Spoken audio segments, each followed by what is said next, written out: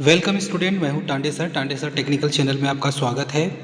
इसरो के द्वारा रिसेंटली अभी वैकेंसी जारी की गई है और ये government of India department of space Indian space research and organisation इसमें दिया है युवा रोड satellite centre ISRO telemetry tracking and command network Bengaluru. तो इसरो के द्वारा ये जो वैकेंसी जारी की गई है, इसके पीछे ऐसे कैंडिडेट जो ITI पास हैं, जिन्होंने डिप्लोमा पास किया है, ऐसे कैंडिडेट के लिए वैकेंसी जारी की गई है। चलिए इसमें देखते हैं recruitment of scientist, engineer, SC technical assistant, scientist assistant, laboratory assistant, technician grade B, ठीक है, draughtsman, cook, fireman, heavy vehicle driver, light vehicle driver. तो इतने सारी पोस्ट के लिए वैकेंसी जारी की गई है। अब इसमें देखेंगे तो आपको यहाँ पर अलग अलग कैटेगरी की अलग अलग पोस्ट यहाँ पर देखने मिलेगी। चलिए किस किस कैटेगरी वाले किस किस कैंडिडेट के लिए वैकेंसी जारी की गई यहाँ पर हम देखेंगे। तो RO सैटेलाइट सेंटर URSC, ठीक है।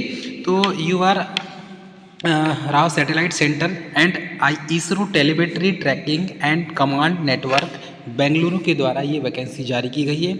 Invites online application for the following post, the post of telemetry but likely the continue posted, ठीक है। इसमें सबसे पहले दिया है मैकाट्रॉनिक्स। सबसे पहले जो पोस्ट है पोस्ट कोड 1 मैकाट्रॉनिक्स की वैकेंसी इसमें निकली हुई है। और मैकाट्रॉनिक्स में आप देखेंगे तो मैकाट्रॉनिक्स से BTech भी होता है, ठीक है। अलग अलग कैटेगरी वालों के लिए अलग अलग वैकेंसी जारी की गई है। तो इसमें मैकाट्रॉनिक्स की 2 पोस्ट है UR की, ठीक है, अनरिजर्व पोस्ट है। इसमें MTech या ME equivalent mechatronics with aggregate minimum 60% marks बोला गया है या 6.5 CGPA। और इसके लिए क्वालिफिकेशन क्या हो जाएगा, BTech इक्विवेलेंट या BTech इक्विवेलेंट होना चाहिए। तो जिसका B या BTech है, पोस्ट क्या है बेटा, पोस्ट है साइंटिस्ट इंजीनियर SC, ठीक है, साइंटिस्ट इंजीनियर SC। अब इसमें area of network and job specification काम होगा design and instrumentation electro mechanical system such as motor, ठीक है, encoder, potentiometer, development of test measurement of characterisation system of electromechanical system. जितने भी इलेक्ट्रोमैकेनिकल सिस्टम है सबको ऑपरेट करने का काम इनका होगा।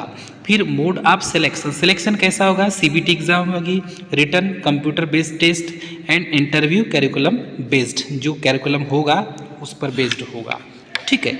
चलिए ये तो हो गई पोस्ट 1। अब देखते हैं पोस्ट 2 में क्या दिया हुआ है। हाँ, इसके साथ में भी और यहाँ पर क्वालिफिकेशन इन भी दिया है, qualification in mechanical engineering with an aggregate minimum 65% CGPA ने 6.84 ऑन 10 पॉइंट स्केल। तो इसके लिए इस पोस्ट के लिए एक तो मैकेनिकल और इलेक्ट्रिकल इंजीनियरिंग भी है, ठीक है। तो भी आप फॉर्म भर सकते हैं। ये 2 पोस्ट के लिए, मतलब एक पोस्ट के लिए दोनों यदि ब्रांच से इंजीनियरिंग आपने किया है तो फॉर्म आप भर सकते हैं, ठीक है। सेकंड देखेंगे, ठीक है, मटेरियल साइंस। सेकंड पोस्ट क्या है, मटेरियल साइंस की। तो सेकंड पोस्ट है मटेरियल साइंस की और मटेरियल साइंस में एक ही पोस्ट है और वो भी अनरिजर्व पोस्ट है। इसके लिए क्वालिफिकेशन क्या दिया गया है, इसके लिए क्वालिफिकेशन दिया है मैक्सिमम जो है ME MTech MSc भी है, ठीक है। तो मटेरियल इंजीनियरिंग से तो भी फॉर्म भर सकते हैं, मेटलर्जिकल इंजीनियरिंग से भी फॉर्म भर सकते हैं, ठीक है। Material engineering, polymer science technology, specification of first class aggregate 60% marks होना चाहिए, या तो फिर, ठीक है, grading of 6.5 10 points scale or equivalent with pre eligibility of, ठीक है, यहाँ पर BTech BSc or equivalent qualification chemical engineering, mechanical engineering. देख लीजिए यहाँ पर मैकेनिकल इंजीनियरिंग भी भर सकते हैं, केमिकल इंजीनियरिंग वाले भी फॉर्म भर सकते हैं, ठीक है। और जो है chemistry, physics, applied chemistry, applied physics, ठीक है, मतलब BSc वाले भी फॉर्म भर सकते हैं। एक चीज़ याद रखिए, B वाले भी फॉर्म भर सकते हैं, BTech वाले भी फॉर्म भर सकते हैं इसमें, ठीक है, BSc वाले भी फॉर्म भर सकते हैं, ठीक है। इसका PDF आप अच्छे से पूरा रीड कर लेंगे, एग्रीगेट 10 पॉइंट्स में दिए जाएंगे। फिर इसमें जो आपका RD काम क्या होगा, सरफेस इंजीनियरिंग का, थर्मल कंट्रोलिंग का, qualification process, scale up, realisation, ये सब काम होंगे आपके। हाँ, इसके लिए भी जो सिलेक्शन कैसा होगा, तो CBT एग्ज़ाम होगी, यहाँ पर लिखा हुआ है CBT एग्ज़ाम। तो CBT एग्ज़ाम आपको देना पड़ेगा, तब आप पास करेंगे। उसके बाद रिटर्न टेस्ट कंप्यूटर बेस्ड, ठीक है, एंड इंटरव्यू कैलकुलम बेस्ड। थर्ड पोस्ट है मैथमेटिक्स। थर्ड पोस्ट है माय डियर फ्रेंड मैथमेटिक्स की, एक ही पोस्ट है UR की, और इसके लिए भी MSc और इक्विवेलेंट एक graduate degree mathematics applied mechanics, ठीक है, 65% CGPA बोला है ग्रेडिंग, और with pre eligibility qualification BSc और equivalent with first class. BSc आपका फर्स्ट क्लास होना चाहिए। Space flight dynamics, software development और मॉडलिंग एंड एनालिसिस का काम आपका होगा। सिलेक्शन सेम होगा, आपको पता है, ठीक है। नेक्स्ट पोस्ट है फिजिक्स। फिजिक्स की एक पोस्ट है, इसके लिए भी MSc बोला गया है। MSc है आपके पास फिजिक्स से अप्लाइड फिजिक्स से है, तो आप फॉर्म भर सकते हैं। और आपका BSc फर्स्ट क्लास होना चाहिए, मतलब BSc के साथ में MSc होना चाहिए। काम वही होगा, spacecraft mission planning and operation, software development, simulation, modelling का काम आपका, ठीक है। तो ये पोस्ट नंबर 4 था। ऐसी बहुत सारी पोस्ट है यहाँ पे।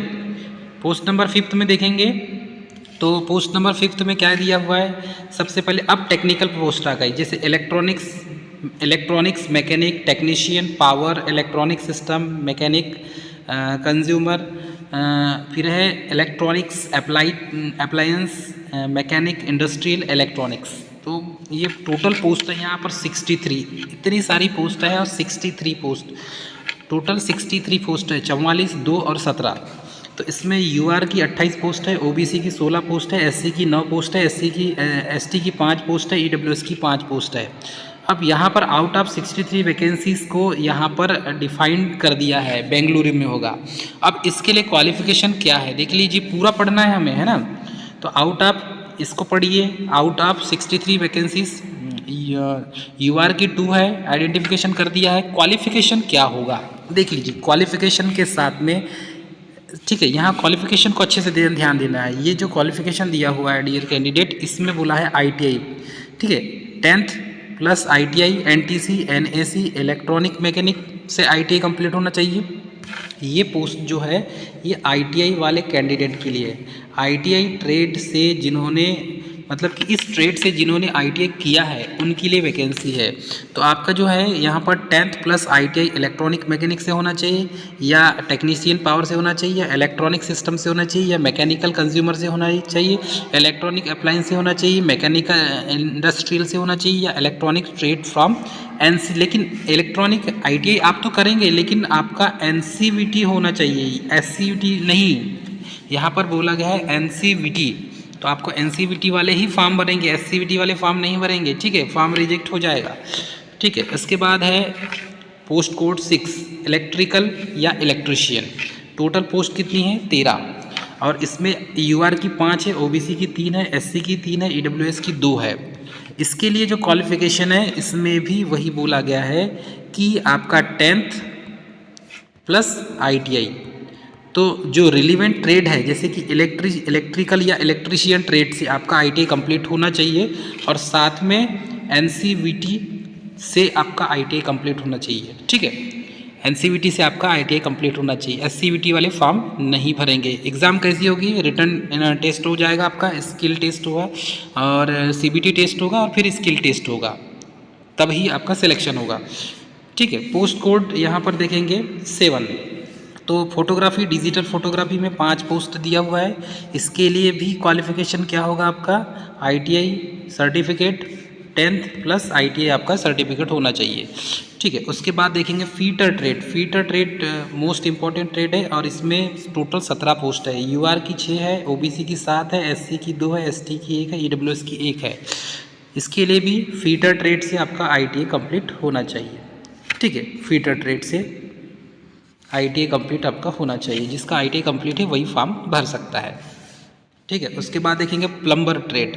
तो प्लम्बर से जिसका ITI कंप्लीट है, प्लम्बर से 3 पोस्ट है इसमें।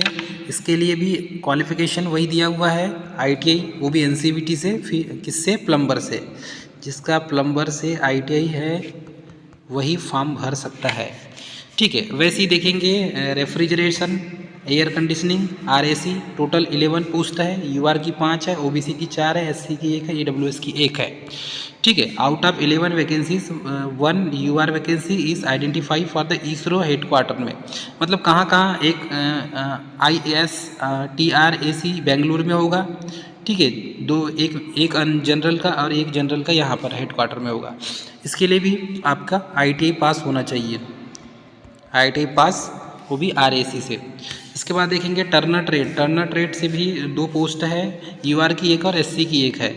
तो इसमें भी आपका क्या होना चाहिए, ITI पास होना चाहिए।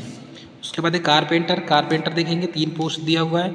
ठीक है, इसमें OBC की 1, EWS की 1 और SC की 1।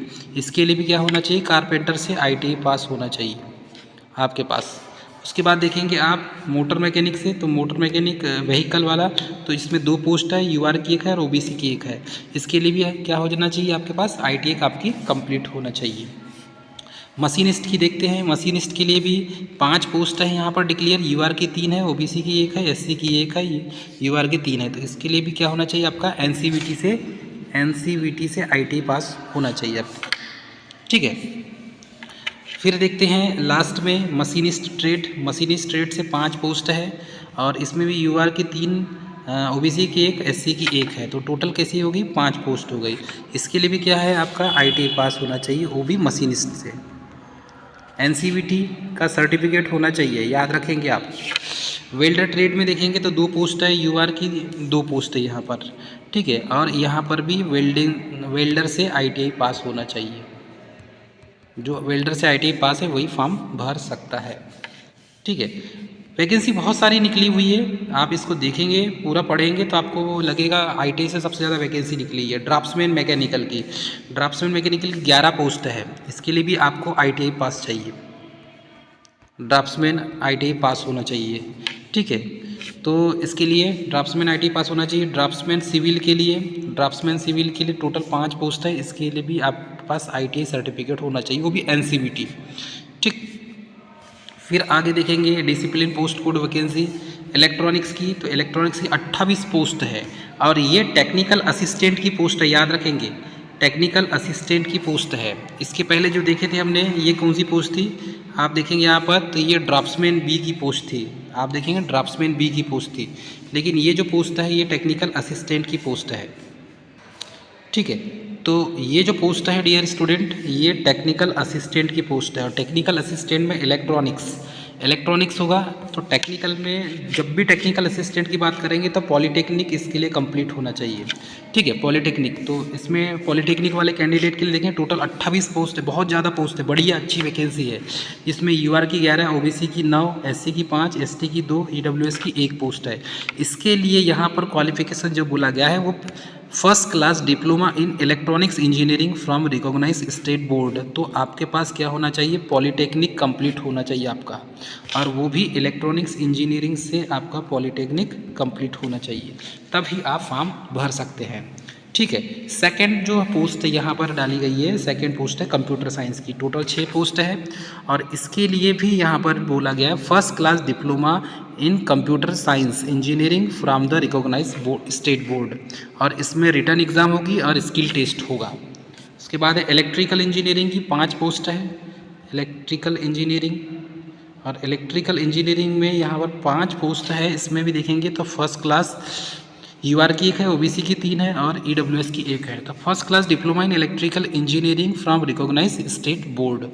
ठीक है, उसके बाद आप देखेंगे सिविल इंजीनियरिंग, तो सिविल इंजीनियरिंग की यहाँ पर 4 पोस्ट है, इसके लिए भी बोला गया है first class diploma in civil engineering. ठीक है, इलेक्ट्रिकल में भी मैंने आपको बताया first class diploma in electrical engineering. Mechanical की पोस्ट है टोटल 12, इसके लिए भी आप देखेंगे तो first class diploma in mechanical engineering दिया हुआ है।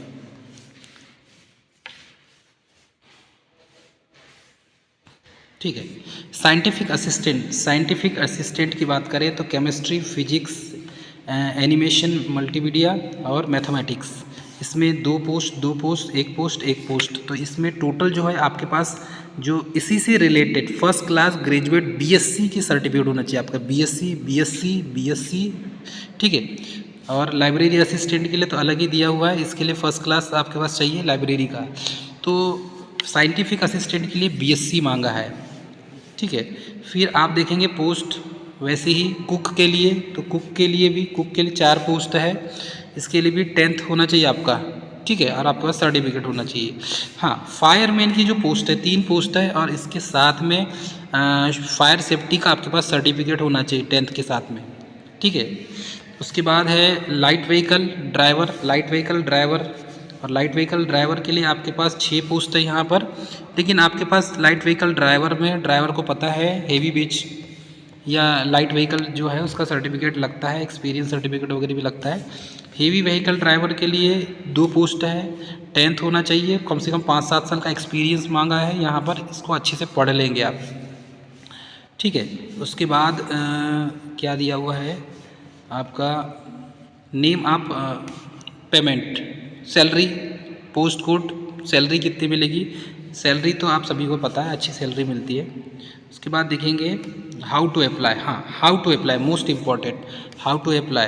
तो हाउ टू अप्लाई में जाएंगे आप, तो इसके लिए आपको कहाँ जाना पड़ेगा, the link of application registration will be hosted on ISRO URSC और ISTRAC, ठीक है। तो यहाँ पर आप देखेंगे डियर कैंडिडेट, तो यहाँ पर आपको मिलेगी इसकी वेबसाइट, तो इस वेबसाइट पर जाके आपको क्या करना है, फॉर्म भरना है।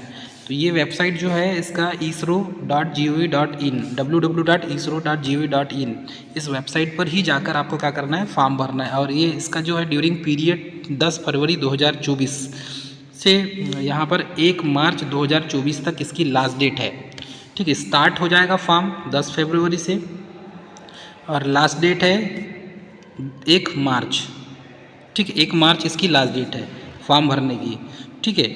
आपको जो है ईमेल आईडी में आपके डॉक्यूमेंट्स जो है आपके आपका जो भी डेटा है, कॉल लेटर वगैरह, हॉल टिकट वगैरह, वो आपके ईमेल आईडी पर ही मेल किया जाएगा। अपलोडिंग डॉक्यूमेंट आप देख लीजिएगा, पूरे डॉक्यूमेंट जो अपलोड करना है। और पेमेंट एप्लीकेशन फ़ीस, तो एप्लीकेशन फ़ीस 250 रुपये लगेगा आपको, ठीक है। SC ST वालों को 250 रुपये और 750 रुपये आपको लगेगा OBC जनरल वालों को, ठीक है। और यहाँ पर आप देख लीजिएगा अलग अलग ब्लॉक वाले हैं, इसमें रिफंडेबल, नॉन रिफंडेबल 100 रुपये, 500 रुपये, इसको पूरा पढ़ लेंगे आप।